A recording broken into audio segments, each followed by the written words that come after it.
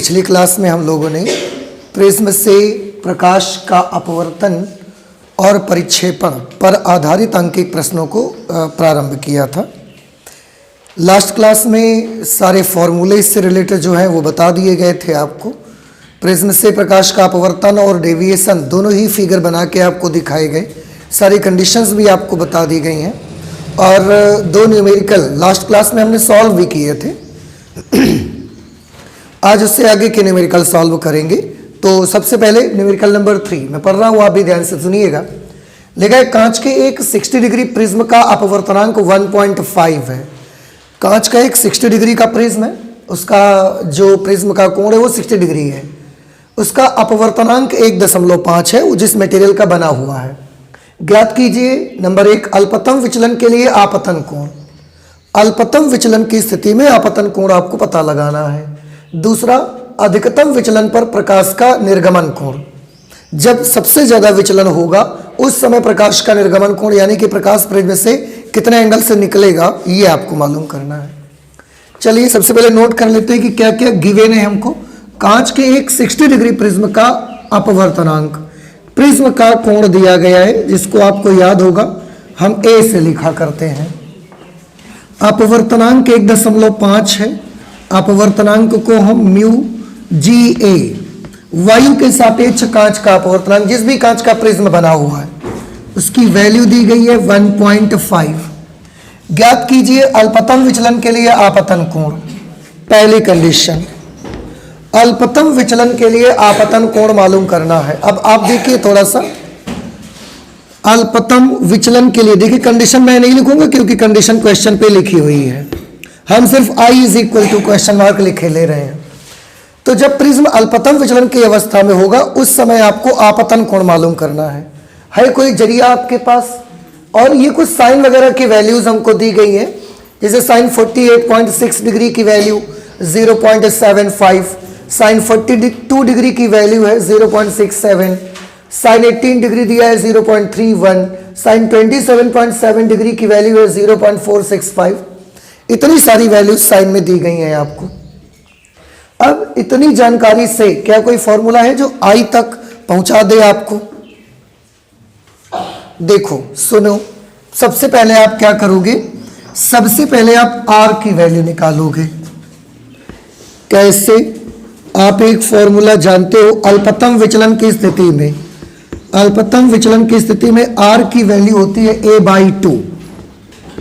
Are is equal to a/2। a/2 करोगे मतलब 30 degree आ जाएगा।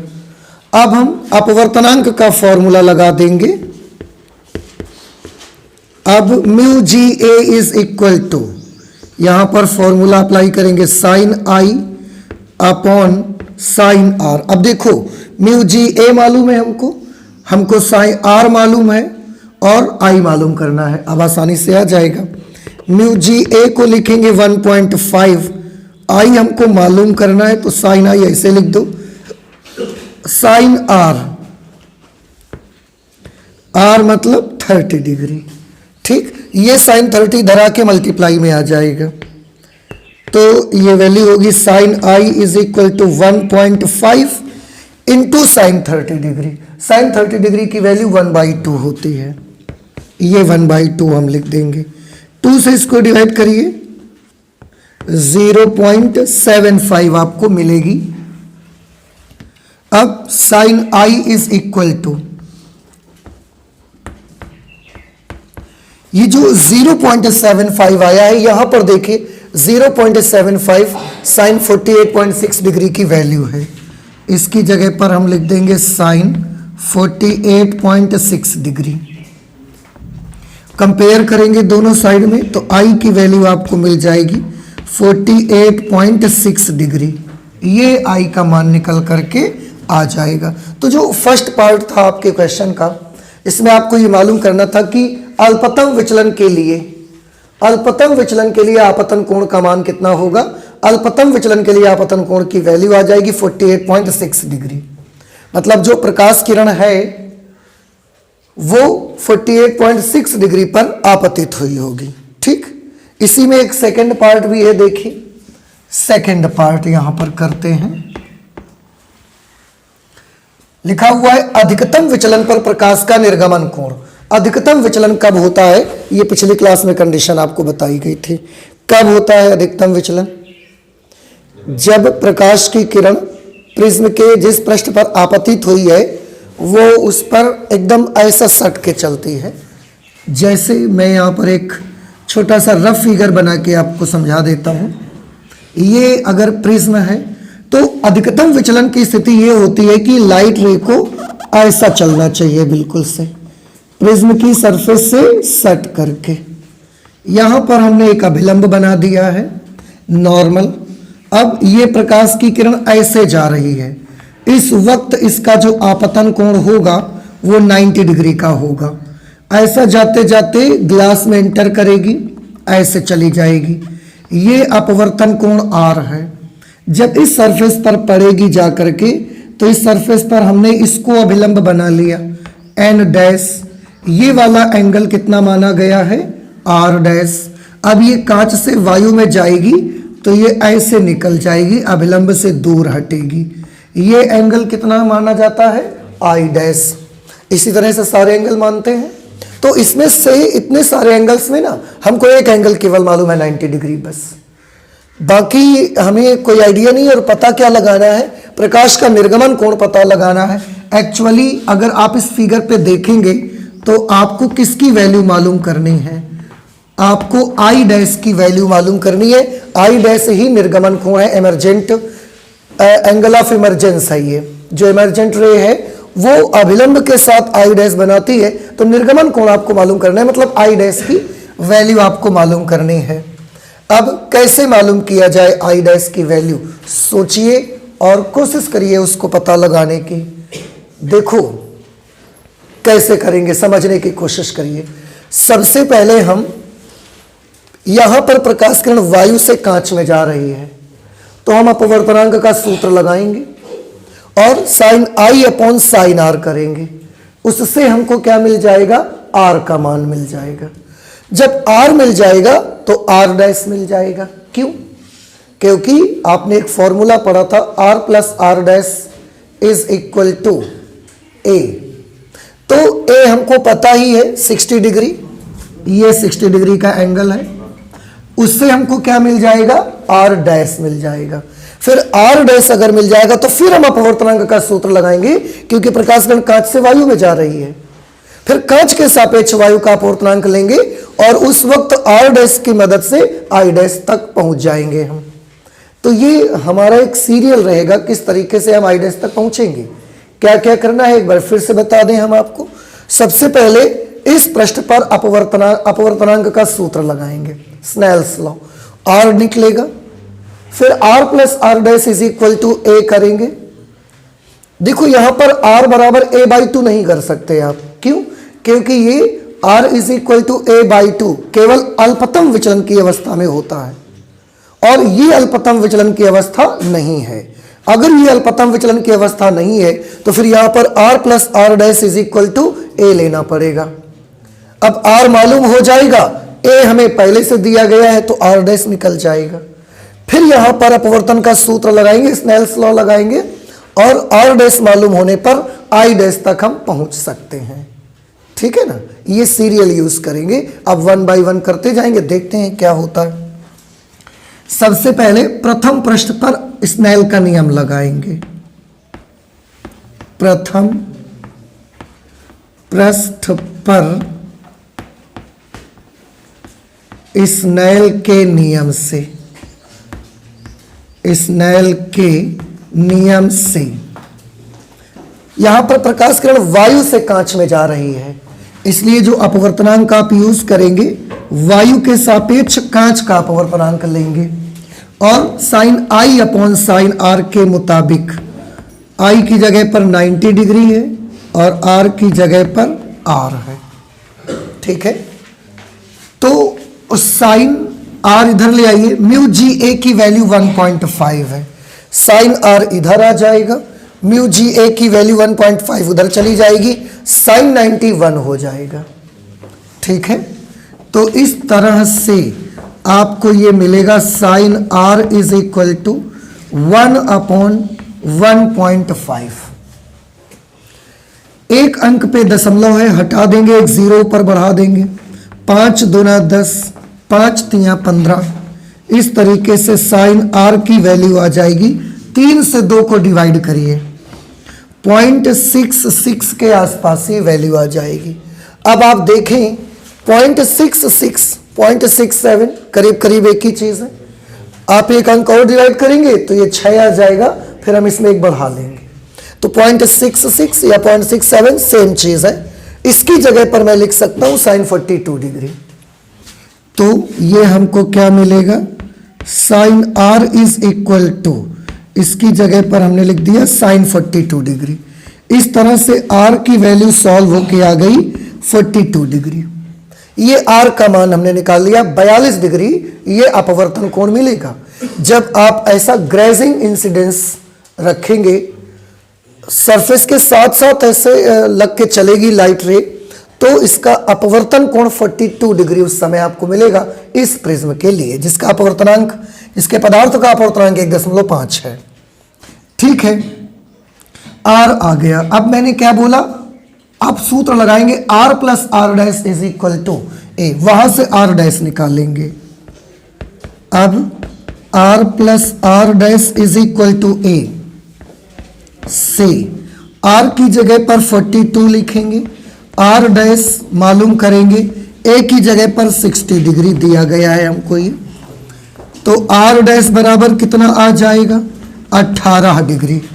60 में ये 42 डिग्री उधर जाके माइनस हो जाएंगे 42 डिग्री, तो 60 में 42 माइनस करेंगे, 10 में 2 गया 8, 5 में से 4 गया 1, 18 डिग्री ये आपको मिल जाएगा। पहले ये नोट करिएगा, फिर इधर आ जाइएगा, आप इधर बताएंगे। आर डैश जब आ गया, अब हम द्वितीय पृष्ठ पर अपवर्तन का सूत्र लगाना चाहते हैं। तो द्वितीय पृष्ठ पर अपवर्तन के सूत्र से, द्वितीय पृष्ठ पर स्नेल के नियम से, दूसरे पृष्ठ पर आप स्नेल का नियम लगाएंगे। पर यहां पर आप ध्यान से देखिए तो जो प्रकाश किरण है वो कांच से वायु में जा रही है, देख रहे हैं। तो कांच से वायु में अगर जा रही है तो अपवर्तनांक हमको क्या लेना पड़ेगा, वायु, कांच के सापेक्ष वायु का अपवर्तनांक लेना पड़ेगा। कांच के सापेक्ष वायु का मतलब म्यू ए जी लेना पड़ेगा। कांच के सापेक्ष वायु का अपवर्तनांक, आपतन कोण इस सरफेस के लिए ये आर डैश है, ये अपवर्तन कोण है। तो हमारा फॉर्मूला बनेगा sine r dash upon sine i dash. समझ आ रहा है ना भाई, प्रकाश की किरण अब कांच से हवा में जा रही है ना, तो कांच के सापेक्ष वायु का अपवर्तनांक लेना पड़ेगा म्यू ए जी, और ये आपतन कोण है उस वक्त इस सरफेस के लिए, ये आपतित किरण है, तो ये आपतन कोण हुआ, ये अपवर्तन कोण, तो sine r dash upon sine i dash. ये म्यू ए जी की वैल्यू कैसे निकाली जाएगी, म्यू ए जी निकाला जा सकता है 1 upon mu ji a, 1 upon mu ji a. Sine r dash, r dash है 18 degree, sine 18 degree upon sine i dash, mu जी ए 1.5 है। इसको इससे मल्टीप्लाई कर दो, इससे इसको इससे मल्टीप्लाई कर दो, क्रॉस प्रोडक्ट यहां पर करवा दीजिए। तो साइन आई डैश को आप यहां ले आएंगे, sine i dash is equal to, sine i dash is equal to mu ji a इधर चला जाएगा, म्यू जी ए मतलब 1.5, और उसके साथ बहुआ ये साइन 18 डिग्री भी दिखाई दे रहा है। साइन 18 डिग्री का मान दिया है कहीं हमको, ये है 0.31, तो इस पे मैं लिख दूंगा 0.31। फिर से एक बार देख ले, ये इसमें गुणा हुआ, साइन आई डैश आ गया, म्यू जी ए को इससे मल्टीप्लाई किया, म्यू जी ए 1.5, साइन 18 डिग्री 0.31। सॉल्व कर लीजिए तो ये वैल्यू जो आपको मिल जाएगी, sine i dash is equal to 15 एकम 15, हासिल लगा 1, 15 तिया 45 और 1 46, 2 1 3 अंक पे दशमलव लग जाएगा, 0.465। देखिए 0.465 ये किसकी वैल्यू है, साइन 27.7 डिग्री की वैल्यू है। अब ये साइन आई डैश की जगह साइन आई डैश लिखा जाएगा, लेकिन उधर पॉइंट 465 डिग्री 0.465 की जगह पर क्या लिखना पड़ेगा? हमें लिखना पड़ेगा साइन 27.7 डिग्री। ये हमें यहां लिखना पड़ेगा 0.465 की जगह साइन 27.7 डिग्री लिखना पड़ेगा आपको। इस हिसाब से आई डैश की वैल्यू कितनी मिलेगी? 27.7 डिग्री। इसका मतलब ये हुआ कि अधिकतम विचलन की जब स्थिति होगी ना, अधिकतम विचलन जब लाइट का होगा प्रिज्म से, उस वक्त जो प्रकाश किरण दूसरे पृष्ठ से निकलेगी जाके, ये निकलने का उसके कोण रहेगा 27.7 डिग्री कोण इसका रहेगा, 27.7 डिग्री। ये हमारा फाइनल आंसर बनेगा। अब आप बताइए आपको ये समझ में आया कि नहीं आया? बहुत अच्छा न्यूमेरिकल है, और जैसा वो कहते जाएंगे कंडीशन जो है उनको आपको याद रखना है।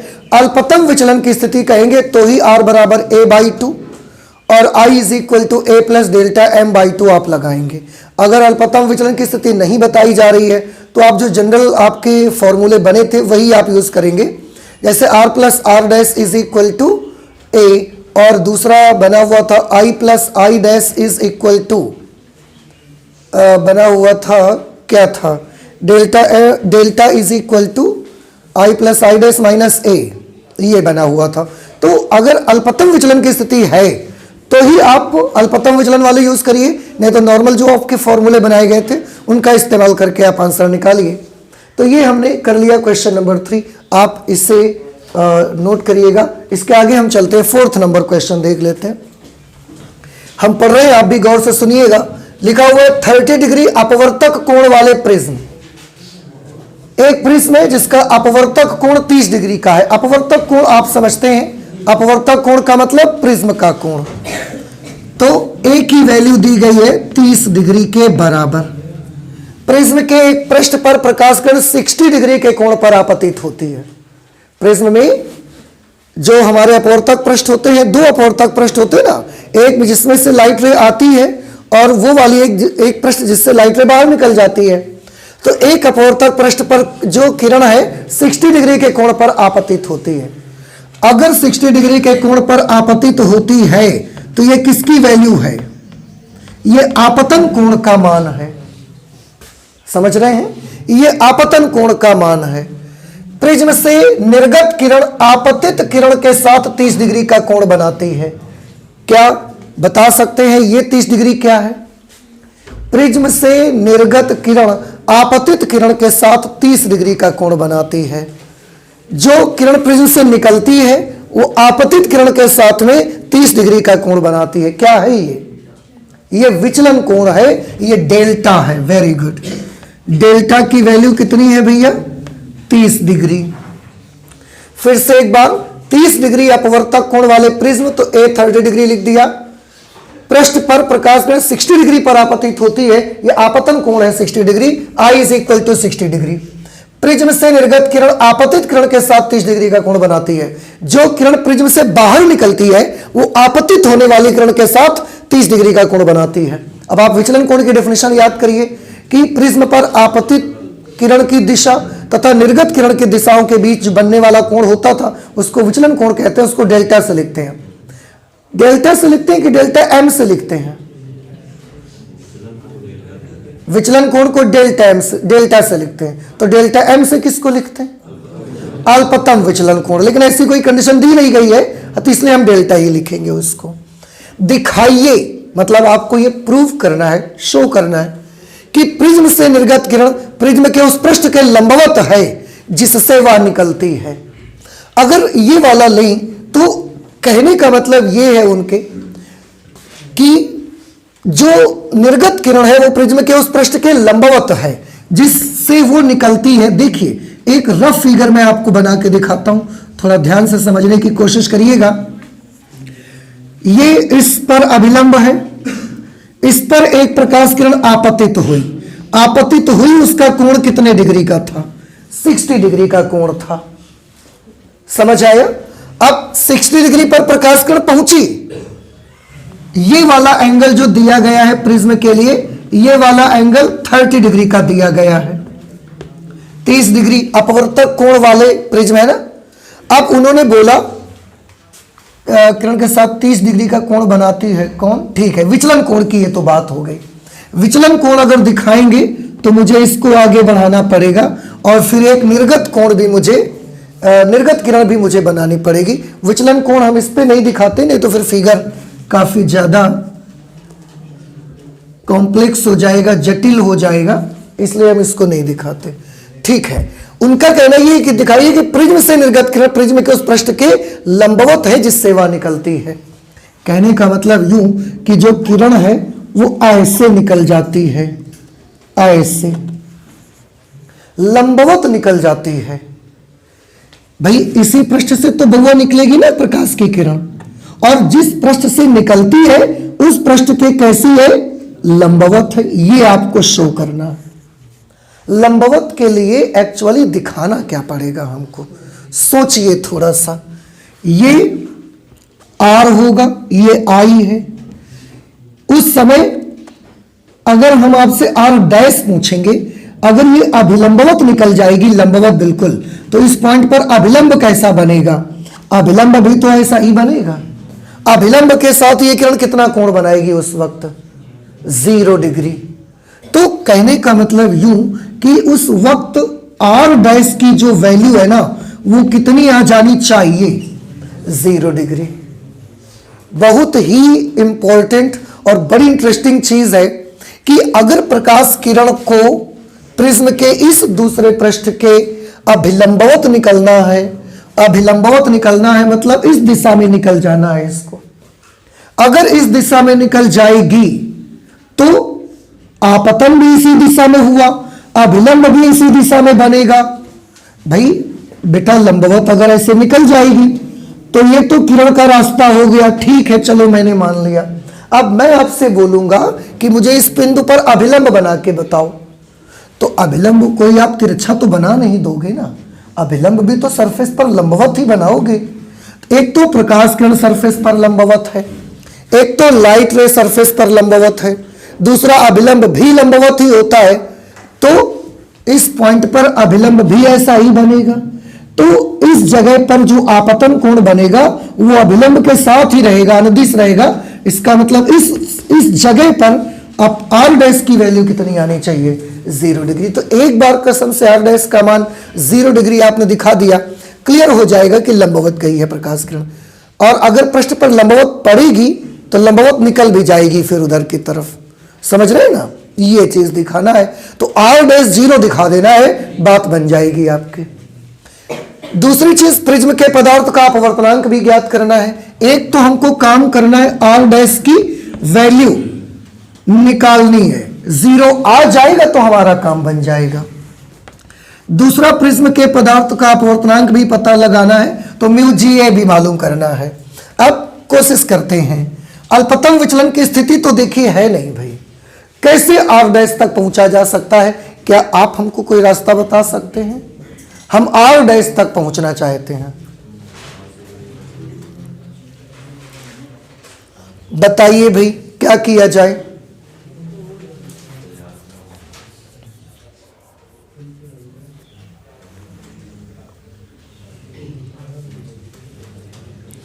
ए दिया है, आई दिया हुआ है, डेल्टा दिया है 30 डिग्री इसकी वैल्यू, हाँ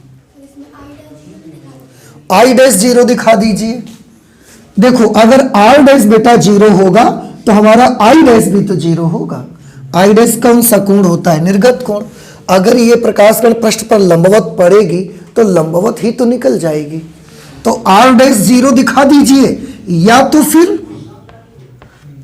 फिर आप आई डैश 0 दिखा दीजिए। आई डैश भी 0 दिखा देंगे तो भी हमारा काम बन जाएगा। ठीक है, कौन सा फॉर्मूला है, डेल्टा वाला फॉर्मूला याद है आपको? क्या होता था डेल्टा का फॉर्मूला? डेल्टा का फॉर्मूला होता था आई प्लस आई डैश माइनस ए। हमें डेल्टा मालूम है, हमें ए मालूम है, हमें आई मालूम है। आई डैश निकल जाएगा यहां से। ये जो हम बता रहे हैं समझ रहे हैं आपकी, हम कहते रहे हैं बस आप सुन लेते हैं, समझ रहे हैं। आपको याद आया होगा अगर किसी जगह पर एक ये इंटरफेस बना हुआ है, अगर कोई प्रकाश किरण लंबवत आती है तो वह लंबवत ही सीधी निकल जाती है। तो अगर किसी प्रकाश किरण के लिए आपतन कोण 0 होगा तो उसके लिए अपवर्तन कोण भी कितना होगा, 0। इस सरफेस पर अगर प्रकाश की किरण का आपतन कोण 0 डिग्री होगा तो यहां पर अपवर्तन कोण भी कितना आएगा, अपवर्तन कोण यानी कि यहां निर्गत कोण भी कितना आएगा, 0 डिग्री। तो आप चाहे आर डैश 0 दिखा दो या आई डैश 0 दिखा दो, दोनों से हमारी बात बन जाएगी। चलिए डेल्टा की जगह पर क्या लिखेंगे, 30 डिग्री, आई की जगह पर लिखेंगे 60 डिग्री, प्लस आई डैश हमको दिखाना है, माइनस ए की जगह पर क्या लिख देंगे, 30 डिग्री लिख देंगे। अब आप थोड़ा ध्यान से देखिए, ये 30 डिग्री इज इक्वल टू, बहुआ 60 में से 30 माइनस हो गया, 30 डिग्री प्लस आई डैश, ठीक है। 60 माइनस 30 हुआ ना 30 डिग्री। अब 30 डिग्री से 30 डिग्री कैंसिल हो गया, i dash is equal to 0 degree. अब देखिए आई डैश 0 आ गया, मैंने बोला चाहे आई डैश 0 दिखा दो या आर डैश। अब अगर आई डैश 0 है it implies that r dash will be 0। इससे ये पता चलता है कि आर डैश भी कैसा रहा होगा, 0, तभी आई डैश 0 है। और इससे हमें पता चला कि प्रकाश किरण दूसरे पृष्ठ के कैसे निकल जाती है, अभिलंबवत निकल जाती है। तो एक काम तो हमने कर लिया भाई, देखिए आपको समझ में आ गई ये पॉइंट, ठीक। दूसरी चीज हमको करना ये है, प्रिज्म के पदार्थ का अपवर्तनांक पता लगाना है। प्रिज्म के पदार्थ का अपवर्तनांक हमको मालूम करना है। हम एक काम कर लेते हैं, पहले आर निकाल लेते हैं इसका। आर निकालने के लिए देखो आपको याद होगा formula r plus are dash is equal to A. R को तो मालूम नहीं है, आर डैश मालूम है हमको, 0। ए की वैल्यू कितनी है, 30 डिग्री। प्रिज्म का कोण 30 डिग्री का है ना, तो आर की वैल्यू कितनी आ जाएगी, 30 डिग्री। अब अगर आर 30 डिग्री है और हमको अपवर्तनांक चाहिए तो हम एक फॉर्मूला यूज करते हैं, mu ji A is equal to sine i upon sine r. Mu ji a हमको निकालना है, साइन आई आपतन कोण 60 डिग्री का है, आपतन कोण 60 डिग्री का, ये देखिए। साइन आर, आर की जगह पर 30 डिग्री अभी निकाला है हमने, ये देखिए। अब इसे आप सॉल्व कर लीजिए। Mu ji A is equal to sine 60 की वैल्यू आ जाएगी √3/2, साइन 30 की वैल्यू आ जाएगी 1/2, बाई 2 से ये बाई 2 कैंसिल हो जाएगा। इस तरह से म्यू जी ए का मान, √3 का मान होता है 1.732, तो ये वैल्यू आ जाएगी 1.732। तो जिस भी कांच का ये प्रिज्म बना हुआ है उसका जो अपवर्तनांक होगा वायु के सापेक्ष वो आएगा 1.732 के बराबर, या √3 उन्होंने आंसर दिया है तो √3 भी आया है, कोई प्रॉब्लम नहीं है। तो ये हमारा तरीका होगा इसको सॉल्व करने का। और ये बिल्कुल फैक्ट है, आप याद रख लीजिए कि अगर इस सरफेस पर आर डैश 0 होगा तो आई डैश भी 0 होगा। ये अपवर्तन में आपने पढ़ा हुआ है कि अगर आपतन कोण 0 डिग्री है तो अपवर्तन कोण भी 0 डिग्री होगा। लाइट रे का अपवर्तन होगा लेकिन लाइट विचलित नहीं होगी अपने मार्ग से उस समय। तो अगर आपतन कोण 0 डिग्री है तो अपवर्तन कोण भी 0 डिग्री होगा, ठीक है ना।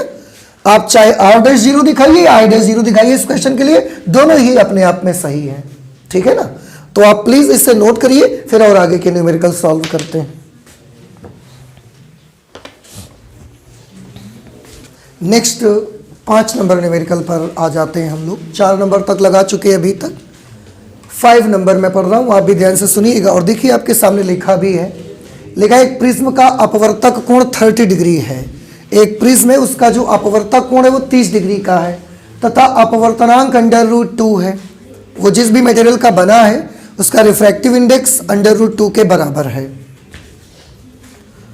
इसके एक अपवर्तक पृष्ठ पर, प्रिज्म में जो 2 अपवर्तक पृष्ठ होते हैं उनमें से एक अपवर्तक पृष्ठ पर चांदी की कलई की गई है, सिल्वर पॉलिश लगा दी गई है। दूसरे पृष्ठ पर प्रकाश की किरण किस कोण पर गिरे। अब एक सरफेस पर तो हमने सिल्वर की पॉलिश लगा दी, उसको परावर्तक पृष्ठ बना दिया, अपवर्तक नहीं, अब किरण उसको पार करके जा नहीं सकती, हमने उसको परावर्तक पृष्ठ बना दिया, जैसे मिरर को बनाया जाता है सिल्वर पॉलिश लगा करके। दूसरी सरफेस पर हम प्रकाश किरण डालेंगे। अब वो बोल रहे हैं किस एंगल पर डाली जाए, किस कोण पर गिरे कि प्रिज्म से अपवर्तन हो तथा कलई वाले पृष्ठ से परावर्तन भी हो उसका। पहले एक साइड से अपवर्तन होगा, जो कलई वाली सरफेस है उसमें परावर्तन होगा, किरण अपने ही मार्ग में वापस लौट आए। ये हमारा क्वेश्चन है। फिगर बनाएंगे, चीजें और ज्यादा क्लियर होंगी। चलिए देखते हैं। देखिए ये हमने प्रिज्म बनाया, फिगर एक बार समझ में आ गया, फिर आइडिया भी मिलता रहेगा कि कैसे करना है क्वेश्चन को। ये हमने एक प्रिज्म बनाया ABC। प्रिज्म का अपवर्तक कोण दिया गया है 30 डिग्री का, ये 30 डिग्री एंगल दिया है। अपवर्तनांक √2 है, A is equal to 30 degree, mu GA is equal to √2। कह रहे एक पर सिल्वर पॉलिश लगा दी गई, हम इस सरफेस पर सिल्वर की पॉलिश लगा देते हैं। ये पॉलिश को शो करने का तरीका है। तो इस वाली सरफेस पर जैसे मिरर में लगा दी जाती है, इस वाली सरफेस पर हमने सिल्वर की पॉलिश कर दी, ठीक है, ओके। अब यहां से प्रकाश का अपवर्तन नहीं हो सकता, देखिए क्यों, क्योंकि अब ये किरण पार नहीं जा पाएगी, ये वापिस ही लौटना पड़ेगा उसको। अच्छा भाई, दूसरे पृष्ठ पर प्रकाश किरण किस कोण पर गिरे। अब इसके अलावा दूसरा प्रश्न ये बचा, फिर हम इस पर पूछ रहे हैं कि किस एंगल पर प्रकाश किरण को डालें ताकि अपवर्तन हो प्रिज्म में। तो जब यहां डालोगे तो यहां अपवर्तन होगा प्रकाश का, जब किरण यहां पहुंचेगी तो यहां परावर्तन होगा। परावर्तन के पश्चात किरण अपने ही मार्ग में वापस लौट आए। ये कब हो सकता है, ये हमने अभिलंब बना दिया। देखिए इस सरफेस पर अभिलंब बना दिया N। एक चीज ध्यान से देखिए, इस पर जब प्रकाश किरण पड़ेगी उसका परावर्तन होगा, और परावर्तन होकर उसी मार्ग में वापस लौटना है उसको। क्या आप बता सकते हैं परावर्तन के बाद उसी मार्ग में वापस लौटना कब संभव हो पाता है? जब प्रकाश की किरण अभिलंबवत गिरती है। याद करें, अगर मिरर आपने पढ़ा है, मिरर में, मिरर को क्लास 12th में तो आपको नहीं पढ़ाया गया क्योंकि ये सिलेबस में नहीं था, लेकिन 10th में आपने पढ़ा हुआ है मिरर को, कि मिरर में प्रकाश किरण किस डायरेक्शन पे भेजी जाए ताकि वो जिस दिशा में आए, दिशा से आए उसी मार्ग में वापस भी लौट जाए। अगर आप तिरछा ऐसे भेजोगे तो जिस रास्ते से आएगी उस रास्ते में लौटेगी नहीं, रास्ता बदल देगी। तो अगर प्रकाश किरण अभिलंबवत गिरेगी तो जिस रास्ते से आएगी उसी मार्ग से उसको कैसा होना पड़ेगा, वापस भी लौटना पड़ेगा। तो एक बात तो हमको ये पक्का समझ में आ गई कि सिल्वर पॉलिश जिस सरफेस पर लगी है वहां पर जब प्रकाश किरण पहुंचे तो कैसे पहुंचना चाहिए उसको, आंसर है उसको अभिलंबवत ही पहुंचना चाहिए, बिल्कुल। तो यहां पर तो अभिलंबवत ही पहुंचना चाहिए भाई, ऐसे अभिलंबवत ऐसे पहुंचेगी, यहां पर सिल्वर पॉलिश लगी है, परावर्तित होगी, तुरंत वापसी कर देगी। अगर थोड़ा सा भी तिरछा गिरेगी तो दूसरे रास्ते पे निकल जाएगी। तो नॉर्मली ही वहां पर पहुंचना चाहिए उसको। कहने का मतलब ये एंगल कितने डिग्री का होना चाहिए सरफेस के साथ में, सरफेस के साथ 90 डिग्री, पर इसके लिए जो आपतन कोण होगा वो 0 डिग्री का रहेगा। ओके, यहां पर हम प्रकाश किरण को कितने एंगल पर डालें ये हमसे पूछा जा रहा है। मान लीजिए कि हमने यहां पर कितने एंगल पर डाला है, आई एंगल से आपतन कोण। तो माना प्रकाश किरण को,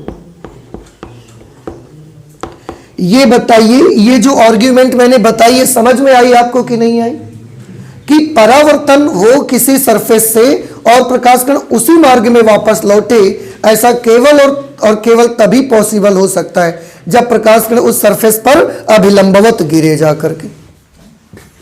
तो इसके अभिलंबवत गिरेगी, उसी मार्ग में वापस लौटेगी और फिर उत्क्रमणीयता के सिद्धांत से इधर की तरफ निकल जाएगी वापस। तो अपवर्तन हो परावर्तन हो लेकिन लौटे उसी मार्ग में, दूसरी रे नहीं बननी चाहिए उसके लिए। खैर, तो उस वक्त ये वाला कोण कितना होगा, ये एंगल कितना होगा बता सकते हैं आप? 90 डिग्री, क्योंकि सरफेस पर लंबवत गिरना चाहिए उसको। अगर ये 90 होगा, ये 30 है, तो ये कितना होना चाहिए? 60 डिग्री। ये समझ में आ गया? ये अभिलंब हमने बना रखा है इस सरफेस पर। अभिलंब है मतलब ये पूरा एंगल कितने का है? ध्यान से देखिए, ये इस पृष्ठ पर अभिलंब है। अगर ये अभिलंब है तो ये एंगल कितने का होगा? 90। अब उस 90 में अगर ये 60 हो गया तो फिर ये कितना बचेगा? 30 डिग्री। समझ आ रहा है आपको? अब ध्यान से देखिएगा, ज्योमेट्री से हमने ये एंगल कैसा निकाल लिया? 30 डिग्री। ये क्या है? आपतन कोण आई है। ये क्या है? अपवर्तन कोण आर है। और अपवर्तनांक हमको दिया गया है म्यू की वैल्यू। तो ए की वैल्यू 30 डिग्री है, आई हमको मालूम करना है, और अभी अभी जानकारी से हमें हासिल हुआ है कि जो आर की वैल्यू है वो कितनी डिग्री आएगी इसमें? 30 डिग्री। देखो आर का मान 30 डिग्री है ये, ठीक है ना? हमको आई चाहिए। माना प्रकाश किरण पहले पृष्ठ पर आई आपतन कोण पर गिरे। यही तो पूछा था कितने कोण पर गिरे? आई आपतन कोण पर गिरे। अब आई हमको मालूम करना है, आर मालूम हो गया है, म्यू हमको मालूम है। हम एक फॉर्मूला लगाएंगे, mu ji A is equal to sine i upon sine r. Mu ji a की जगह पर √2 लिखेंगे। साइन के साथ आई जो है वो हमें पता लगाना है। साइन आर के लिए हम लिख देंगे साइन 30 डिग्री। ये साइन 30 डिग्री इधर मल्टीप्लिकेशन में आ जाएगा, तो साइन आई की वैल्यू आएगी √2 इंटू साइन 30 डिग्री 1/2। देखो ये √2 लिखा रहा, ये साइन 30 इधर आके गुणा कर लिया और साइन 30 की जगह 1/2। √2 से इस 2 को कैंसिल करेंगे, 1/√2 बन जाएगा। ठीक है, अब साइन आई में 1/√2 किसकी वैल्यू होती है? ये होती है साइन 45 डिग्री की। तो sine i is equal to sine 45, therefore i is equal to 45 degree. ये आई का मान निकल करके आ गया। इसका मतलब है प्रकाश किरण को आपको कितने कोण पर गिराना पड़ेगा?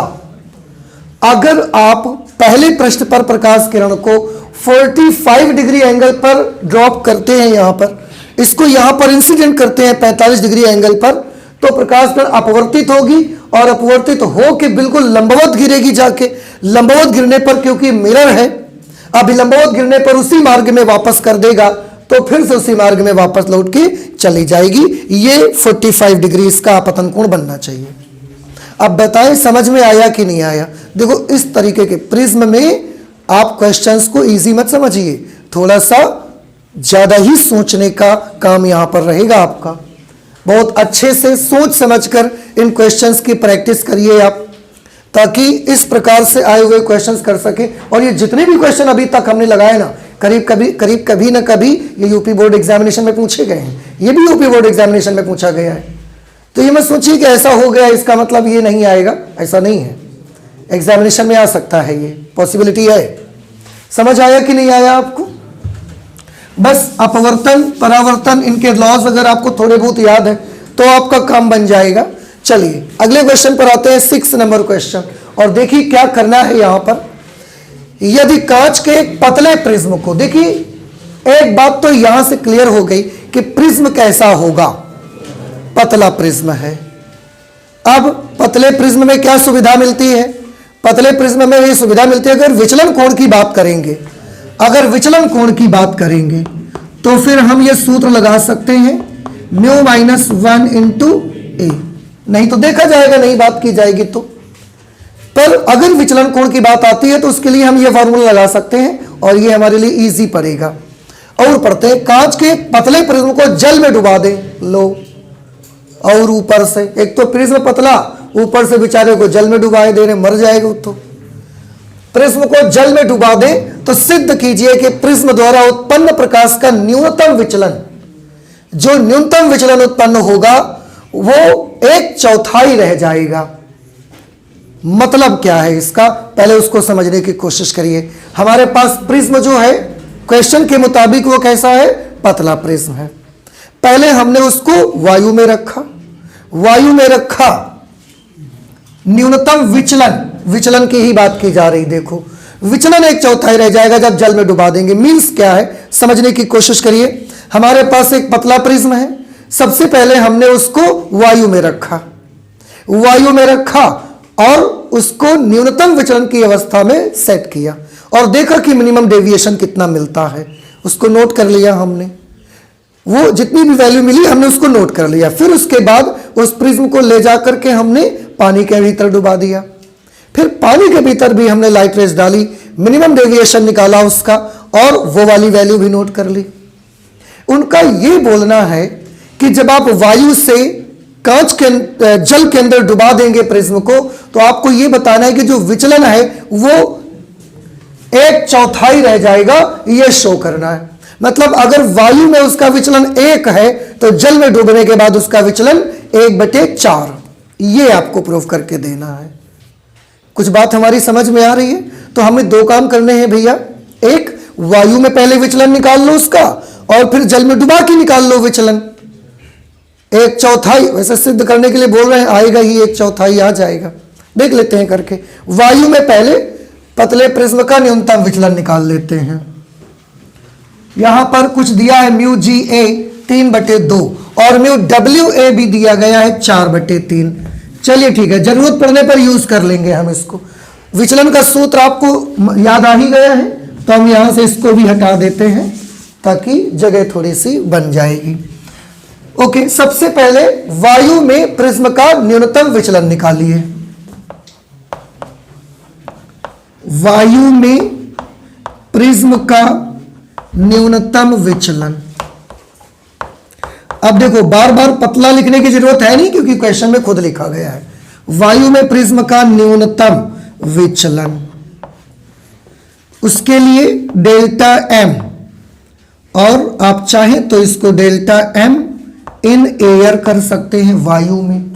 ठीक है, क्या फॉर्मूला लगाइएगा, अगर प्रिज्म वायु में रखा है तो वायु के सापेक्ष प्रिज्म के पदार्थ का अपवर्तनांक लेना चाहिए। वायु के सापेक्ष कांच का अपवर्तनांक मुझे लेना चाहिए इनटू a। समझ आई बात आपको? ठीक है, इसके बाद आप चाहो तो इसे थोड़ा बहुत सॉल्व कर लो।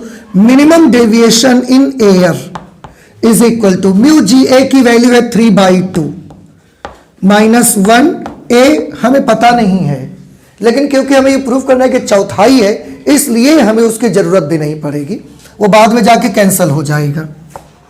Delta m minimum deviation in air is equal to 3/2 में 1 चला जाएगा, 1/2a, ये आ गया मिनिमम डेविएशन एयर में जब हमने प्रिज्म को रखा।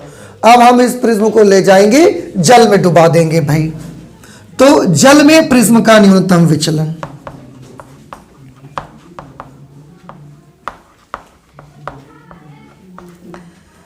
जल में प्रिज्म का न्यूनतम विचलन, जल में प्रिज्म का न्यूनतम विचलन, मिनिमम डेविएशन इन वाटर। ठीक है, उसके लिए बताइए फॉर्मूला क्या लगेगा। म्यू की जगह पर कौन सा म्यू लेंगे, वायु के सापेक्ष जल का अपवर्तनांक कि वायु के सापेक्ष कांच का अपवर्तनांक कि जल के सापेक्ष कांच का अपवर्तनांक, क्या लेना चाहिए हमको? जब आप जल में डुबा देंगे तो प्रकाश किरणों को पहले कहां जाना पड़ेगा, जल में। जब जल में डूबा होगा तो वायु से पहले कहां जाएंगी किरणें, जल में, और फिर जल से प्रिज्म में जाएंगी। तो प्रिज्म में जब पहुंचेंगी वो कहां से पहुंचेंगी, वायु से सीधे कि जल से, जल से। तो जल के सापेक्ष कांच का अपवर्तनांक हमको लगेगा। फिर जल के सापेक्ष कांच का अपवर्तनांक -1 into A.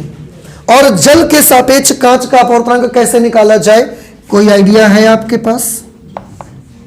Minimum deviation in water is equal to, इसको निकाल सकते हैं mu ji a upon mu डब्ल्यू ए -1 इंटू ए।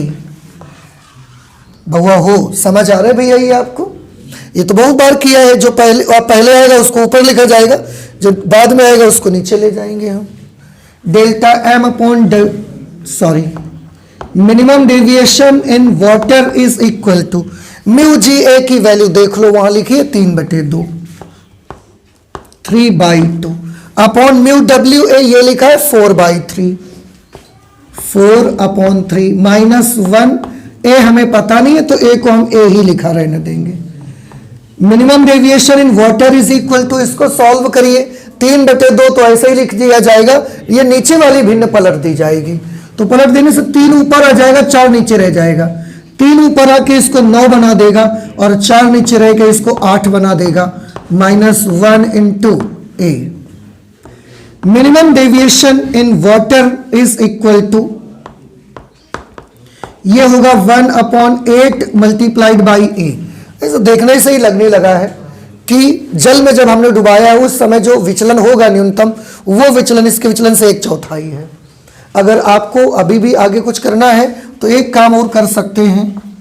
अब minimum deviation in water upon minimum deviation in air, आप रेशियो निकाल लीजिए। मिनिमम डेविएशन इन वाटर की वैल्यू है 1/8 A, minimum deviation in air की वैल्यू है 1/2 ए। ए से ए कैंसल हो गया।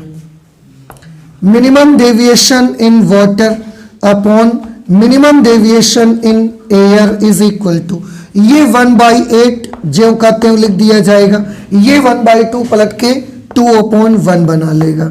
इस तरीके से ये 1/4 आ जाएगा, 2 चौके 8। अब इसको वहां आप भेज दीजिए तो ये हो जाएगा minimum deviation in water is equal to 1/4 into minimum deviation in air. अब आप देख सकते हैं जल के भीतर प्रिज्म के पदार्थ, जल के भीतर प्रकाश किरण का जो न्यूनतम विचलन होगा वो वायु में न्यूनतम विचलन से 1/4 आ रहा है। और यही चीज उन्होंने बोली थी, सिद्ध करिए, सिद्ध कीजिए कि प्रिज्म द्वारा उत्पन्न प्रकाश का न्यूनतम विचलन 1/4 रह जाएगा। कब? जब आप उसको जल में डुबा देंगे। समझ आ रहा है आपको? तो इस तरीके से ये हमने प्रूव कर लिया और ये हमने लगाया क्वेश्चन नंबर 6। तो प्रिज्म में आप जो न्यूमेरिकल्स लगा रहे हैं, मैं आपको एक बार फिर से कह देना चाहता हूं कि प्रिज्म के न्यूमेरिकल्स में आप ये मत समझिए कि इसके न्यूमेरिकल हमें बहुत आसानी से आ जाएंगे, प्रैक्टिस करे बगैर भी हम कर लेंगे, ऐसा नहीं है। जितना आपने लेंस में देखा था उससे भी कहीं ज़्यादा यहाँ पर आपकी थिंकिंग स्किल को आपको बढ़ाना पड़ेगा। हल्के में आप इसको लेंगे कि अरे ये तो ऐसा ही है, हम इसको कर लेंगे, तो फिर आपको बहुत प्रॉब्लम आएगा। इसलिए बहुत सोच समझ करके, जो फॉर्मूले हैं बहुत कम, फॉर्मूले नहीं है ज़्यादा प्रिज्म के लेसन में, आपने खुद ही देखा है कि कितनी जल्दी हमने फॉर्मूला क्लियर कर लिया था और एक बार में ही सारे फॉर्मूले की बोर्ड में बन गए थे। तो फॉर्मूले कम ज़रूर हैं लेकिन उनका आकलन कम मत करिएगा, आप उनको अच्छे से सोच समझ के, और जहाँ ज़रूरत हो फिगर ज़रूर बनाइए। फिगर की एक अलग छाप पड़ती है जब आप कॉपी लिखते हैं तो टीचर्स पे वो चेक करते समय उनको लगता है कि नहीं आपने अंदर से फील करके इसको लगाया है न्यूमेरिकल को। तो फिगर जरूर बनाइए जब भी आवश्यकता होती है। यहाँ ज़रूरत हमको नहीं थी तो हमने नहीं बनाया है, पर इसमें ज़रूरत थी, इसमें बनाए बगैर हम नहीं लगा सकते थे। तो डरिए नहीं, मैं डरा नहीं रहा हूं आपको, मैं सिर्फ आपको इस बात से आगाह कर रहा हूं, इस बात से अवगत करा रहा हूं कि आप हल्के में मत लीजिएगा कि हम प्रैक्टिस ना करेंगे और हमको आ जाएगा, ऐसा नहीं होगा। प्रैक्टिस तो करना पड़ेगा आपको। तो ये हमने 6 नंबर तक न्यूमेरिकल आज लगाए हैं। बाकी के न्यूमेरिकल्स अभी और भी हैं जो कि यूपी बोर्ड के एग्जामिनेशन में पूछे गए हैं, कभी ना कभी उन्हें और लगाएंगे, पर अगली क्लास में लगाएंगे, अब आज नहीं लगाएंगे। तो आज इतना ही रखते हैं फिजिक्स में। चलते हैं, मिलते हैं अगली क्लास में। Thank you.